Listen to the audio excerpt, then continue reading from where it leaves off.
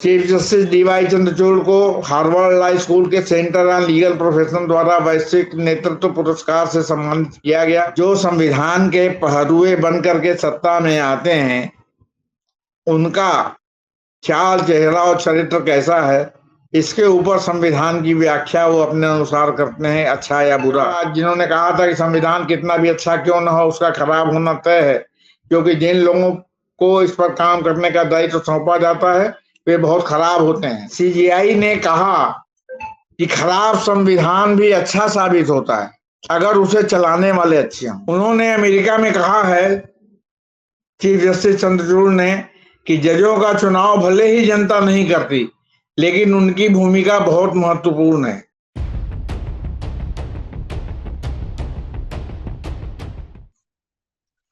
Chief justice D Y Chandrachud इन दिनों America की यात्रा पर हैं और अमेरिका के विभिन्न समारोहों में उन्होंने बहुत ही साफ साफ और तीखी बात कही है।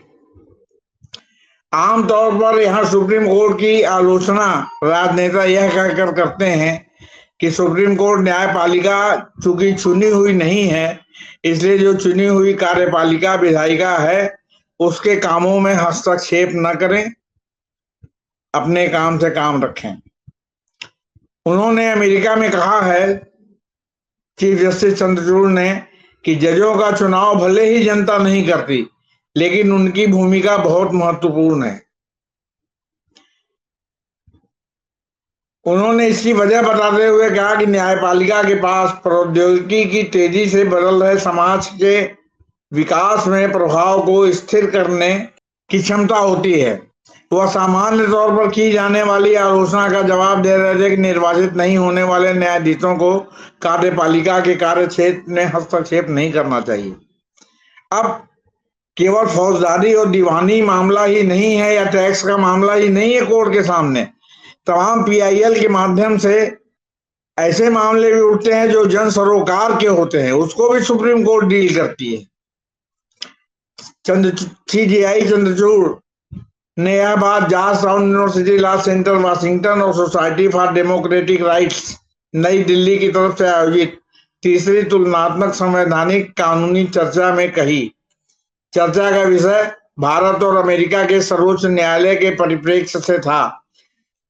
चीफ जस्टिस ने कहा कि मेरा मानना है कि न्यायाधीशों की बड़ी महत्वपूर्ण भूमिका होती है, भले ही वे निर्वाचित नहीं होते हैं।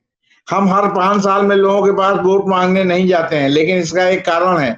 मेरा मानना है कि इस अर्थ में न्यायपालिका हमारे समाज के विकास में प्रभाव को स्थिर करने वाली है, विशेष तौर पर तब जबकि हमारे इस दौर में जिसमें यह प्रौद्योगिकी के साथ बहुत तेजी से बदल रहा है।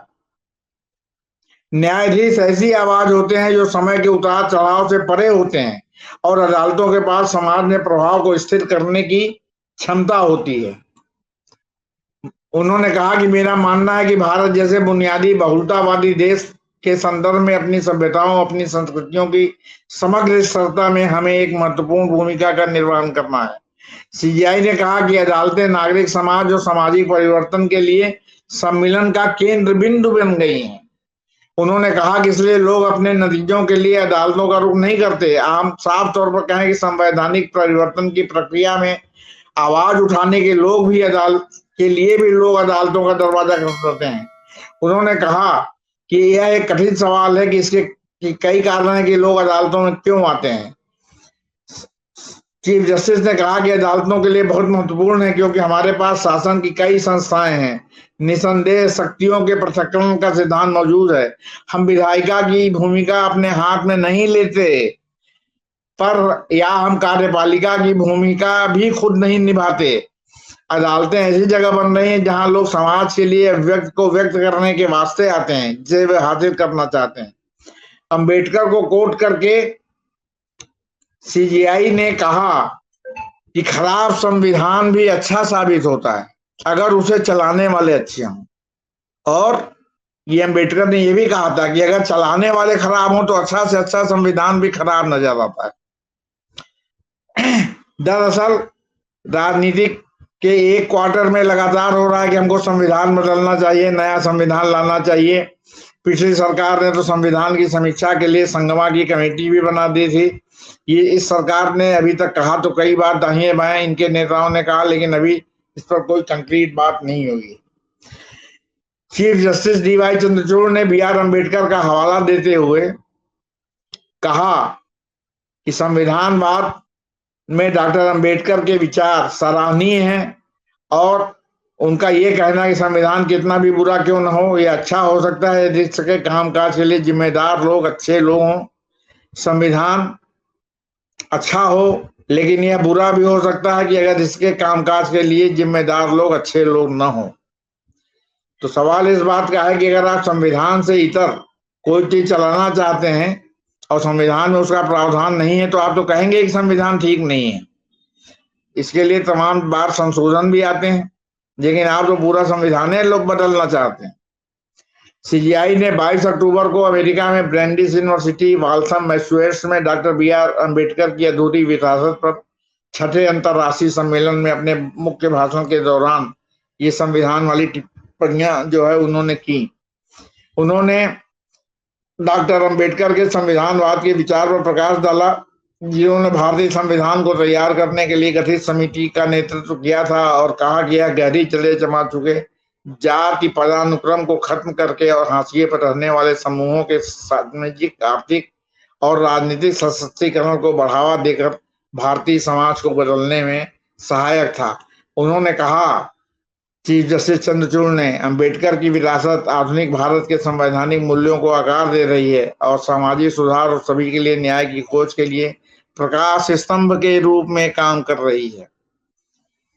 उन्होंने अंबेडकर का हवाला देते हुए कहा, जिन्होंने कहा था कि संविधान कितना भी अच्छा क्यों न हो उसका खराब होना तय है, क्योंकि जिन लोगों को इस पर काम करने का दायित्व सौंपा जाता है वे बहुत खराब होते हैं।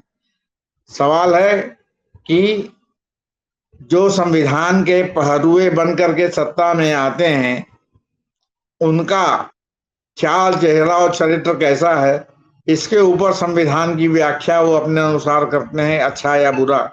अब तो यहाँ संविधान में जो धर्मनिरपेक्ष शब्द है उसी को लेकर के जो है सत्तारूढ़ दल के लोगों को आपत्ति है। अमेरिका में चीफ जस्टिस डीवाई चंद्रचूड़ को हार्वर्ड लॉ स्कूल के सेंटर ऑन लीगल प्रोफेशन द्वारा वैश्विक नेतृत्व पुरस्कार से सम्मानित किया गया। जस्टिस चंद्रचूड़ को पुरस्कार के प्राप्तकर्ता के रूप में चुने जाने की घोषणा 11 जनवरी 2023 को एक ऑनलाइन समारोह में की गई थी। उन्होंने जाकर के वहां बहुत ही विधि विशेषज्ञों के साथ बातचीत भी की, विचार विनिमय भी किया। और चंद्रचूड़ हमेशा बिना लाग लपेट के कुछ भी जो संवैधानिक हो कहने के लिए जाने जाते हैं और वो ये नहीं ध्यान देते कि इसका जो है वो क्या कहते हैं सरकार या उसके ऊपर जो है इसका क्या प्रभाव पड़ेगा। वो साफ गोई से संविधान के दायरे में रहकर संविधान की बात करते हैं और ये उन्होंने अमेरिका में भी किया।